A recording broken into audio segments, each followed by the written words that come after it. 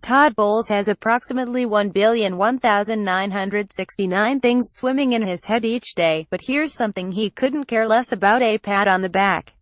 He didn't care when the angry mob wanted to kick him to the curb last year. He sure as hell doesn't care now if they've finally come around. Stripped away the worst ever chatter that took on a life of its own this spring, and here's what's left: Todd Bowles should be the NFL Coach of the Year right now.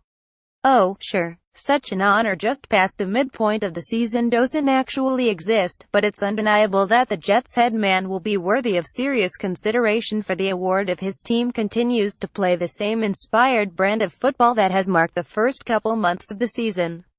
"He's my Coach of the Year," linebacker Demario Davis said. Rams wunderkind Sean McVay is the popular leader in the clubhouse for the honor after turning the Rams into an offensive juggernaut.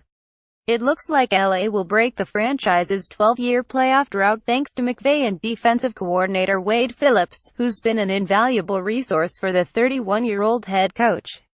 Let's not forget McVay has a young pedigree quarterback Jared Goff and dynamic Pro Bowl running back Todd Gurley at his disposal. Regardless, nobody would complain if McVay received the honor. Eagles head coach Doug Peterson is another worthy candidate, but NFL MVP frontrunner Carson Wentz and defensive coordinator Jim Schwartz have taken center stage during Philly's league-best 81 start. Sean McDermott has the 53 Bills headed in the right direction, but didnt Bowles just take Buffalo to school with the rout on national TV. Seth Winegap Bowles has already made Vegas odds makers and analytics geniuses look like fools. You've already cashed in if you took the over on 3.5 wins. You've already laughed yourselves to tears at one number-crunching think tank's claim that the Jets would be nearly 8 points worse than the average NFL team in 2017. Remember when some believed the Jets might be historically inept? Remember when Gang Green was on a collision course with an 0-16 season? Bowles won't ever say it, but the thought bubble above his head is crystal clear: never underestimate my team or me. This just in: Bowles and his revamped staff have done a terrific job this year, according to sources familiar with reality. "I think the world of Todd," general manager Mike Maccagnan said. "When you become a general manager or head coach, there is a learning curve. I really enjoy working with Todd. I think he's done a very good job, along with his coaching staff this year. Especially taking a younger team where we made some moves in the offseason. He got those guys focused and playing hard and coming together well." Before doubters claim that there's no chance Bowles could win Coach of the Year honors without making the playoffs, here's a history lesson for you, free of charge. 5 coaches in the previous 40 seasons have earned the honor without making the postseason: Forrest Gregg 1976 Browns, Jack Patera 1978 Seahawks, Jack Party 1979 Washington, Lindy Infante 1989 Packers, and Jimmy Johnson 1990 Cowboys. A winning record isn't a prerequisite either. The 90 Cowboys were 79 when Johnson was Coach of the Year following a 115 campaign. Johnson had 3 budding offensive stars at quarterback: Troy Aikman, running back Emmitt Smith, and wide receiver Michael Irvin. Bowles is exceeding expectations with a 38-year-old journeyman signal caller, new left tackle, new number 1 cornerback, new Mike linebacker, and 2 new safeties.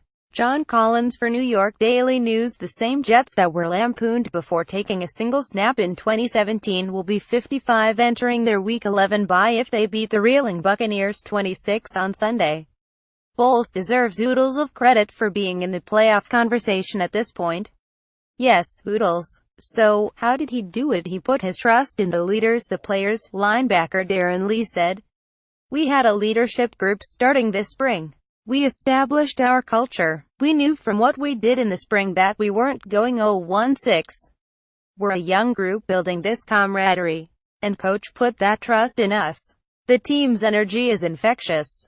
There's a lot of really good chemistry in that locker room," Maccagnan said.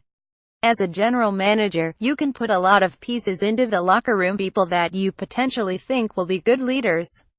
But the locker room will decide who they want to follow. The locker room will decide how they want to hold each other accountable. The one thing about a lot of players on this team is there's a lot of fight in them. We may win some games, we may lose some games, but I like the way we're approaching this thing. It's never a one-man show, but Bowles' fingerprints are all over the good vibes on one Jets drive. He's made smart, subtle adjustments without sacrificing his core beliefs. It's a different team, so he just relates to us in a different way, said Davis, who played for Bowles in 2015 before spending last year in Cleveland. But he's the same guy. He hasn't changed. He hasn't wavered in his character and his demeanor. He's never lowered the standard for us. The standard has always been high. Bowles might deserve more than just a pat on the back after the season.